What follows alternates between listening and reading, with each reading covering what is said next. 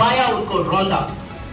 बड़ी बड़ी बात करने वालों, महिलाओं का अर्थव्यवस्था में महिलाओं का पार्टिसिपेशन क्यों खत्म होता जा रहा है? 4 चरण के चुनाव हो चुके हैं और इस 4 चरण में अलग अलग अवतरण में मोदी जी दिखाई दिए हैं। पहले चरण में उनको मुगल रूल याद आया, मटन मछली मुर्गा याद आ गया, माँ से महंगाई, माँ से मणिपुर, माँ से महिला नहीं याद आई।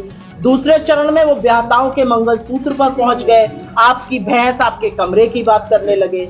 तीसरे चरण में आते आते वो अपनी आगामी हार को देखकर इस कदर बौखला गए कि उन्होंने अपने आंखों की पुतली, जिगर के टुकड़े, दिल का, जिसको कलेजे का टुकड़ा कहते हैं, अडानी अंबानी को भी स्वाहा कर डाला। ये कह करके वो बोरों में भर भर कर, टेम्पो में लाद लाद कर काला धन बांटते हैं। ये अलग बात है कि वहां पर अभी ईडी, सीबीआई, इनकम टैक्स नहीं पहुंची है। और चौथे चरण में आते आते नरेंद्र मोदी जी ने गजनी का किरदार धारण कर लिया। नरेंद्र मोदी जी कहते हैं, मैं अगर हिंदू मुसलमान करूं तो मैं सार्वजनिक जीवन में रहने योग्य नहीं हूं, जिसका वजूद ही वो करके है। और कुछ ही घंटों बाद जो फिर से वो करने लगता है, जब ऐसी बात कहता है तो मान्यवर उनको मैं क्या कहूं अगर गजनी ना कहूं। मैंने बिल्कुल नहीं कहा, मैं उनकी बात नहीं कर रही। मेरा अपना मानना है कि the lord should take its own course. किसी भी औरत के साथ अगर कुछ गलत होता है, बिल्कुल न्याय होना चाहिए। तो स्वाति मालीवाल को न्याय मिलना चाहिए। हर किसी को न्याय मिलना चाहिए इस देश में। स्वाति मालीवाल को इस देश में हर व्यक्ति को न्याय मिलना चाहिए। औरत के खिलाफ अपराध राजनीतिक चश्मे से मत देखिए। अगर हमारी बेटियों के साथ अन्याय हुआ तो उनको भी न्याय मिलना चाहिए था। ब्रजभूषण को न्याय मिला, न्याय कुलदीप सिंह सेंगर को मिलता रहा जब तक कोर्ट नहीं इन्वॉल्व हुआ, न्याय चिन्मयानंद को मिलता रहा जब तक कोर्ट नहीं इन्वॉल्व हुआ, न्याय हाथरस की बेटी को नहीं मिला, न्याय बिल्किस बानो को नहीं मिला, न्याय अंकिता भंडारी को नहीं मिला, न्याय प्रज्वल रेवन्ना ने जिन 200 से 300 महिलाओं की जिंदगी तहस नहस कर दी, उनको नहीं मिला।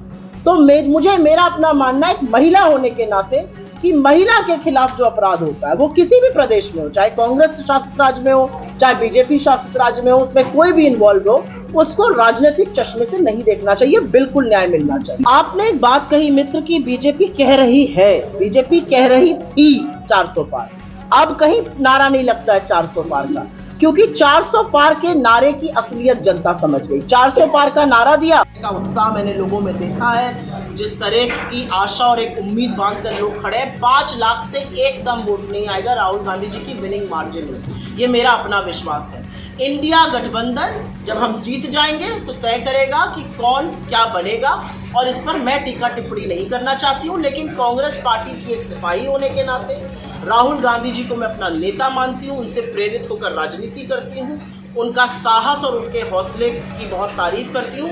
मेरा बहुत मन है कि वो प्रधानमंत्री बने। लेकिन रायबरेली में 200% है। उनसे ज्यादा प्रधानमंत्री मटीरियल कौन है? उनसे ज्यादा पढ़ा लिखा कौन है भारत की राजनीति में? उनसे ज्यादा समझदार कौन है? चाहे कोरोना हो या चाहे चीन हो या चाहे डीमोनेटाइजेशन हो, चाहे अर्थव्यवस्था हो, हर चीज का तो उन्होंने आगामी चेतना दी थी नरेंद्र मोदी जी को। नरेंद्र मोदी ने नहीं माना और उसका खामियाजा देश को भुगतना पड़ा। एक व्यक्ति जो 4500 किलोमीटर पैदल नाप देता है, जो मणिपुर से मुंबई की न्याय यात्रा करता है, उससे ज्यादा केपेबल कौन है? उस छवि को गए, उस छवि को ध्वस्त हुए बहुत टाइम हो गया। अब तो जो रंगा पुता सियार है उसका रंग उतार दिया हमारे सोशल मीडिया ने। जिस युग की आप बात कर रहे हैं वो युग बीत चुका मान्यवर। अब तो रंगे पुते सियार का रंग हमारे सोशल मीडिया ने उतार दिया। ये आप मुझसे बेहतर जानते हैं। हम 17 सीट लड़ रहे हैं, मेरा मानना है हम पूरी 17 जीतेंगे। मैं जहाँ बैठी हुई हूँ वो सीट बड़े मार्जिन से जीतने जा रहे हैं। एक प्रेस वार्ता में थी 4 दिन पहले, अखिलेश जी से सवाल पूछा गया, उन्होंने उसका जवाब ये नहीं दिया जो आप कह रहे हैं। उन्होंने कहा हमारी स्ट्रैटेजी का हिस्सा हम आपके साथ साझा नहीं करेंगे।